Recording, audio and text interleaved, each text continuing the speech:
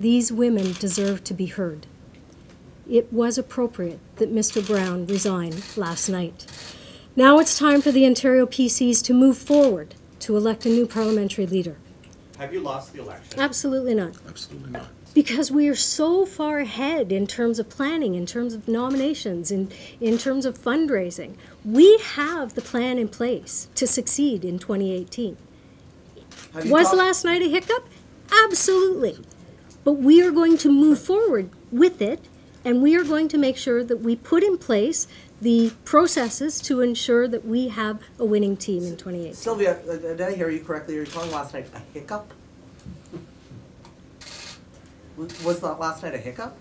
It was a hiccup in terms of our leadership. Some people would say there was more than a hiccup. Fair enough.